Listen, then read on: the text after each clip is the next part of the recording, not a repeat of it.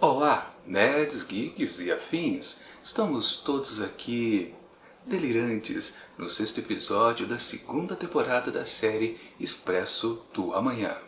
Hunger's a bitch, ain't it? You getting a little taste of what you did to us back in the tail. Not to rub it in. No, you're rubbing it in. Yeah, I am. Those bodies might have a little freezer burn, but I wouldn't let that put you off. No judgment here. Not resorting to cannibalism. Give yourself another week with no food. I've got food.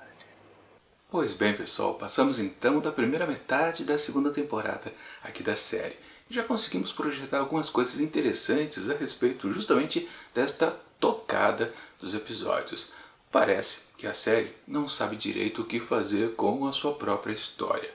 Sim, vamos recapitular um pouquinho. Nos dois últimos episódios, tínhamos uma característica muito comum. Sim, a protagonista, ou uma das protagonistas, melhor dizendo aqui da série, estava ausente. Melanie havia saído no Snowpiercer e tinha se dirigido lá àquela estação lá em cima da montanha. Pois é. E ficava o suspense, o que será que aconteceu com ela?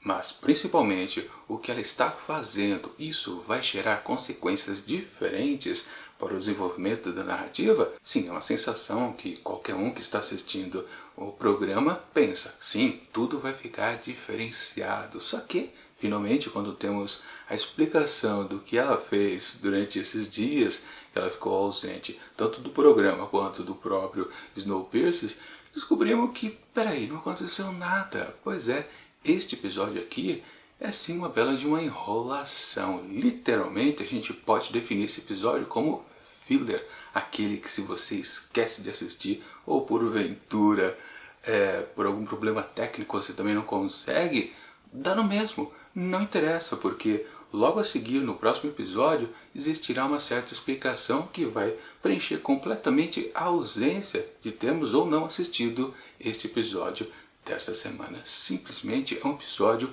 inútil. A história não vai para frente por causa dos acontecimentos que acontecem nele. Sim, o finalzinho tem um ganchinho, mas esse gancho apresentado no encerramento, literalmente, é o que vai acontecer de explicação no próximo episódio.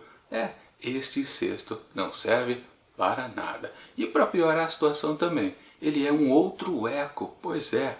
A série aqui na sua segunda temporada está se valendo muito disso. Ela está repetindo padrões que ela começou a estabelecer justamente na temporada anterior. O que aconteceu no sexto episódio da primeira temporada? Sim, Melanie agiu, fez um ato heróico, fez ação ou proporcionou ação à série, que realmente não se vale muito disso. Lembrando, lá na primeira temporada nós tivemos dois incidentes que justamente estavam relacionados com a personagem Melanie. Ok, ela é engenheira, tudo bem, o personagem está apto a, digamos assim, estar presente nessas cenas de ação. Mas, na verdade, tudo funciona como um eco, sim, outro eco que está acontecendo aqui nesta segunda temporada. São vários, acho que já chegou quase a 10 ecos de uma temporada para outra na comparação. Então, do mesmo jeito que na temporada anterior temos Melanie praticando uma grande de uma ação. Só que tudo o que acontece, como eu já disse, não resulta em nada para a história crescer, se desenvolver. Porque o que temos por aqui? Sim, logo de cara vemos ela se aproximando lá da tal estação a bordo do seu trenó. O trenó para. A gente não sabe direito se acabou a energia dele, claro, a bateria deve ter findado ou apenas ele atolou ali na neve. Não dá pra gente ter certeza absoluta, mas está perto. Então ela pega um dos módulos que está atado ao trenó e vai puxando, tracionando ali com a força das suas pernas. Ok, ela chega lá na estação. Ela, antes de abrir a porta, dá de cara com um defunto congelado lá, com um belo tiro na cabeça. Depois, lá dentro, ela descobre que há uma mulher também que se matou, ela cortou os pulsos. Aliás, a série adora mostrar pessoas que cortam os pulsos aqui na sua segunda temporada, né? Inclusive, o próprio Sr. Will Forge fala algo a respeito um pouquinho mais pra frente. Mas, ok, sim, temos um conflito ali, uma pequena história que está contida dentro daquele cenário, que é justamente este casal de cientistas, onde se inclui também um amante, que é bem interessante, mas não é o suficiente para fazer com que a gente diga que, coisa diferente, curiosa que apareceu por aqui. Sim, temos a presença de mais outro casal, outra dupla, que é exatamente os ratinhos que estavam ali. Eu não sei como é que não tinha mais ratinho, na verdade, né? Depois de tanto tempo, né? Quer dizer, a gente não sabe. Não, a gente sabe, são 7 anos também que aquele pessoal ali está completamente congelado da Silva. Enfim, mas sim, tirando esses detalhes que servem como enfeite aqui do episódio, a história em si não avança. E por que não avança? Porque tudo que a Melanie faz por aqui, nós já tínhamos informação nos episódios anteriores. Nós já sabíamos que ela havia feito a primeira comunicação com o balão e na comunicação também com o Snowpiercer. Nós sabíamos também que ela tinha um problema lá num dos últimos. Tudo isso já estava sabido e só foi aqui repetido. Ok, esse tipo de episódio é até muito comum em muitas séries, que é exatamente o ponto de vista diferenciado, ou seja, de um outro personagem que vive a mesma situação e nós ficamos sabendo então, tá, curioso como as sensações são diferentes de um lado para o outro. Só que nesse tipo de episódio aqui, quase todo tipo de público não gosta porque fala: não está acontecendo nada de novo. Então esse é o problema. E a base principal para esse tipo de episódio dá certo. Você precisa forçadamente injetar coisas que vão colocar a trama para frente. Novidades, ponto de vista, já que eles são diferenciados por causa desse novo tipo de olhar, algo tem que ser de uma maneira novamente interpretado. Pois é, literalmente outras informações que vão colocar a história para frente. Sim, eu estou sendo redundante, mas é porque é isso. Esse episódio ele é redundante, mas não acrescenta nada de novo. Inclusive, também, não é só nesse ponto das referências com a personagem, que ela já estava se comunicando com os balões e depois ela não conseguiu fazer a mesma comunicação. Se refere também à partida do Snowpiercer, pois é, 7 anos atrás também, onde a gente vê que Melanie quer ter contato com sua família, a saber, claro, né, a sua filha e seus pais. Ela não consegue, eles estão ainda distantes, não chegam a tempo. E também, claro, que nós já sabíamos que ela tomou o poder ali do trem, se passando pelo Sr. Wilford. Mas são todas informações que nós já sabíamos. Ela partiu e deixou ele do lado de fora.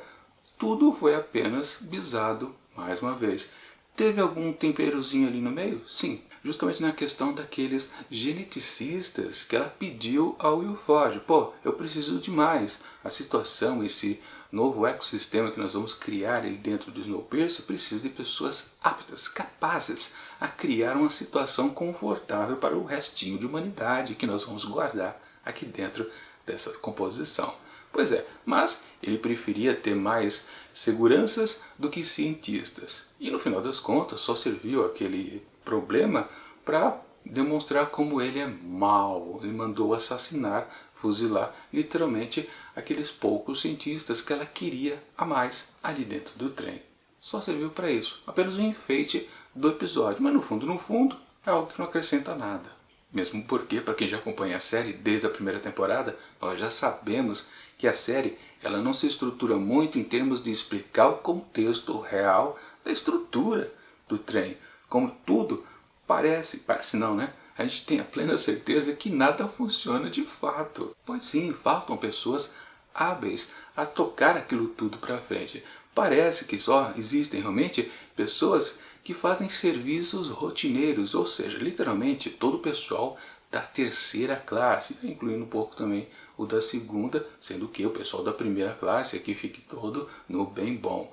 Claro, a série só se preocupa, de novo, eu preciso sempre martelar isso, né? Só quer saber de colocar o conflito de classes, não interessa o contexto estrutural de como aquele trem funciona, como é que depois de 7 anos as pessoas ainda estão vivas. Simplesmente não funciona, para falar a verdade. Mas não importa, nunca vão explicar nada a respeito disso. Aliás, eu havia comentado em episódios anteriores que seria interessante sim a Melanie sair do trem e a gente poder explorar então outros cenários, porque, vamos combinar, o desenvolvimento dessa narrativa de uma série distópica dentro de um trem é complicado, justamente porque eles não fazem grandes esforços criativos e tornar toda essa grande extensão do trem, que aliás, aqui nesse episódio é definido como tendo 18 quilômetros, 16, aliás, quilômetros de extensão, o que faz com que cada composição Cada vagão tem em torno de 15 metros. Ok, bacana, mas a série realmente nunca explorou essa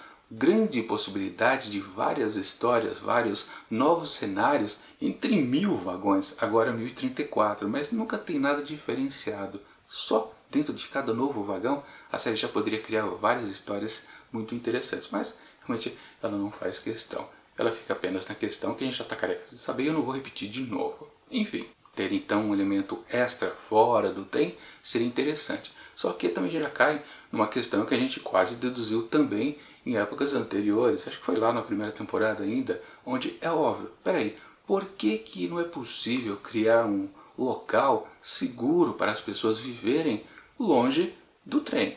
Tudo bem, o trem é uma máquina perpétua, ela vai gerar energia, claro, enquanto ele estiver rodando sobre os trilhos, cria essa energia. Mas por que não se consegue fazer isso no exterior? Não se podia criar energia, por exemplo, eólica ou então nuclear para gerar o suficiente energia para você ter pelo menos um prédio, um arranha-céu que seja, mas manter várias e várias pessoas por ali? Você colocaria, claro, muito mais do que 3.000 pessoas. Você poderia simplesmente colocar 10.000 pessoas dentro de vários arranha-céus pelo mundo inteiro. Mas não, a série só diz que só é possível sobreviver dentro de um trem em alta velocidade porque faz gerar energia e se sustenta então as pessoas lá dentro protegidas do frio extremo.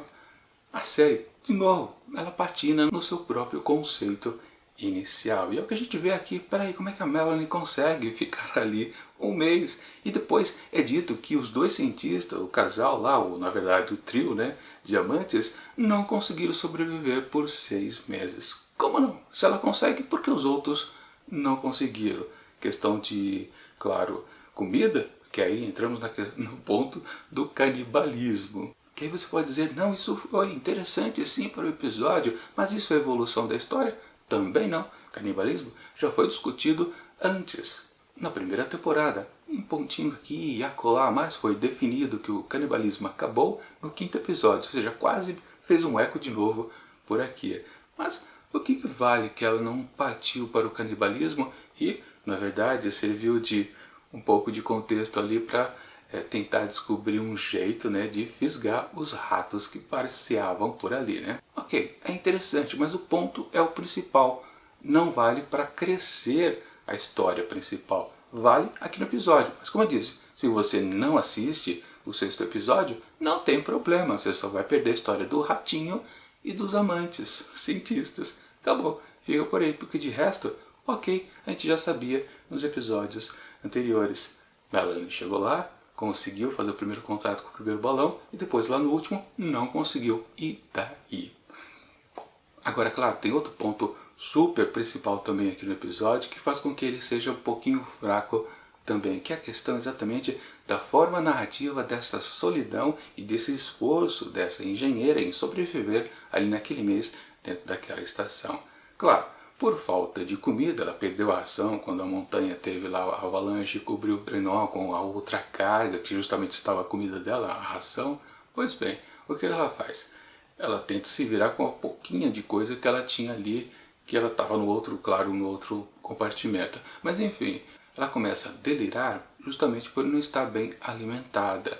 E nesse delírio dela, ela começa a conversar com os outros personagens da série. E obviamente ela tem um papo com o Will Ford, também tem com o Leighton, e inclusive com a sua filha. Eu pessoalmente eu não gosto desse tipo de narrar uma história justamente onde o personagem está solitário. Realmente é uma forma preguiçosa de você desenvolver a história, de você comunicar para as pessoas que estão assistindo que a pessoa está com saudade ou com ódio das referidas personagens que está conversando. É muito fácil fazer esse uso narrativo, justamente porque o personagem está ali, só que é uma coisa meio maluca. Quem está assistindo de fato às vezes pode não entender o que diabo está acontecendo. Peraí, a pessoa está conversando com esses outros personagens, mas esses personagens não estão lá no trem? Como pode?